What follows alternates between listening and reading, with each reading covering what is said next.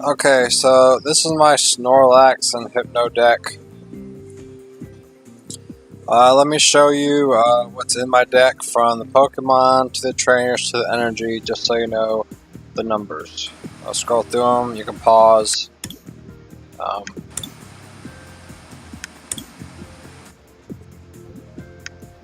To see what's in here. These are my trainers.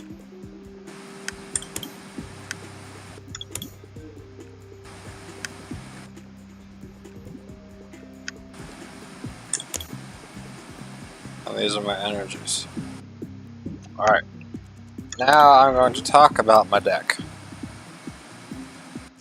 Alright, so the main strat is to use Snorlax's Toss and Turn attack. This attack can be used even if this Pokemon is asleep. If it is, this attack does 90 more damage. So you have an attack that does 120 damage if Snorlax is asleep for 3 energies. Potential 2-turn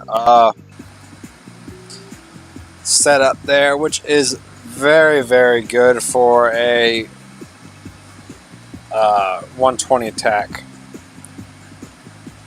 Not only that, but Snorlax is a basic with 140 HP, which is a lot for a basic. Downside to Snorlax is fighting weakness and 4 retreat costs, but you won't be needing to retreat too much with this deck, so don't worry about it. And how do we set up Toss and Turn? I run 4 double colorless energies, 10 psychic energies, 3 drowsies, and 3 hypnos. What Hypno does is, with the ability Goodnight Babies, once during your turn before you attack, you may leave both active Pokemon asleep. So this puts your Snorlax to sleep and their active Pokemon asleep. Now, what this also does is potentially leaves your opponent defenseless, can't retreat next turn, and can't attack. So it's a very good combination that works heavily in your favor. And the reason I run the 3-3 line at Hypno is because, since that is the main strategy, to Toss and Turn with Snorlax while asleep using Hypno's ability. If you run a 2-2 line of Drowsy and Hypno, they're going to Lysander out the Hypno, knock out the Hypno. Your other Hypno might be prized, and then there goes your strategy for the rest of the game, and there's nothing you can do to get back up from under that rock they put you in. So that's why I chose to run a 3-3 line, and I would always recommend a 3-3 line for tournament play. I also run 2 Rayquazas in here for the Turbo Storm attack. Attach 2 basic energy cards from your discard pile to one of your benched Pokemon. This is to energy accelerate Snorlax. It can energy accelerate the Lele, the Tauros, whatever you want it to accelerate, it can accelerate. It's not a bad attacker anyway. It's not a bad attacker with the Dragon Claw either, and it only has 1 retreat cost. So, very, very awesome card there. And let me explain the other cards. Talo here is mainly just here for the Swellow. 2-2 line of these guys. And the reason why I run Swellow is because Swellow only needs 1 energy to get going. And I think because most of my focus is going to be on the Snorlax and getting that set up, having a secondary attacker with 1 energy just kind of sitting there is not so bad. And you can use Swellow to stall with the agility, and you could even dish on some decent damage with the Swallow Dive. If this Pokemon used agility during your last turn, this attack does 80 more damage. So that's 120 damage if you used agility, so it can stall and dish out some damage. But do keep in mind though, while using this, your opponent can also set up. So be careful.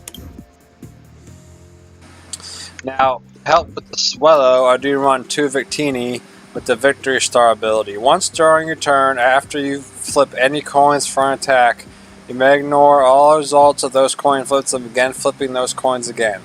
You can't use more than 1 Victory Star ability each turn. This pairs nicely with the Swellow, but again, your main focus is going to be on the Snorlaxes and the Hypnos.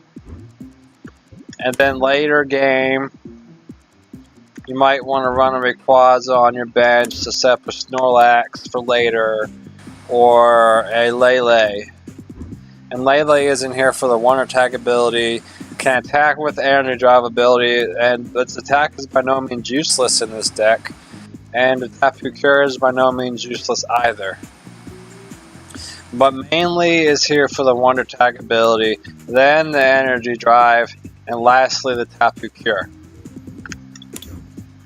And I run Tauros in here as just kind of a, if a situation arises and you're having a problem with a GX poke, you know, you can knock the opponent out with the Mad Bull, especially because I run Ninja Boy, so you can pull Tauros out of your deck with a Snorlax on it with 100 or so HP, Ninja Boy it out, knock out the GX with the Mad Bull, and that's the main reason why I run Tauros in here. And so how do we get these Snorlaxes out in the beginning of the match? And the Hypnos and Drowsies? Well, 2 level balls, a Lele with the Wonder Tag, 2 heavy balls. Do what? No. Oh, okay, I'll get it.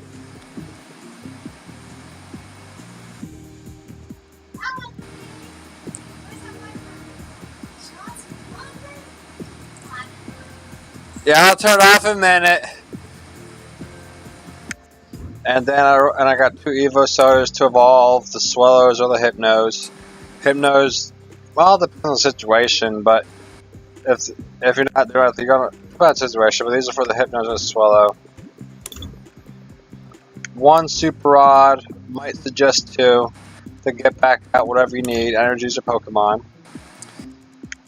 On 2 Ultra Balls, 2 Verse Seekers, a Bridget, might suggest 2 in here. But really, deck space, your bench is going to be full. I run 2 Lysanders, I wouldn't suggest less than 2. 2 Ends, 1 Ninja Boy, very awesome card, can do lots of things.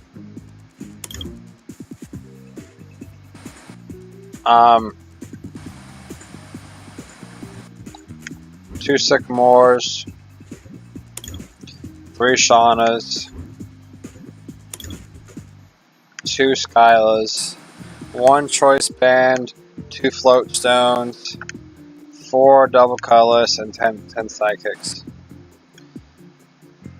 So, there's good Jaw support in here. I got 7 Jaw supporter cards, plus a Bridget, Heavy Balls, Lele Balls, Evo Sodas. I mean, you know, it might take some floating around through your deck to get those Hypnos out, but you know, not within the first 2 or 3 turns, you should be able to get a Hypno out.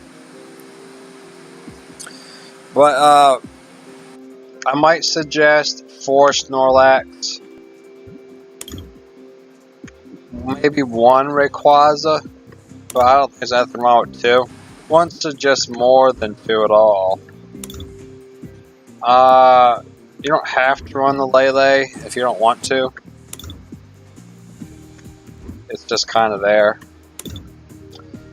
I mean, I would recommend 3 to 4. Definitely, since this is the main premise, you don't want less than 3, but 3 to 4. I don't see anything wrong with 3. I don't see anything wrong with 4. The only reason I run 3 is because I don't have another one.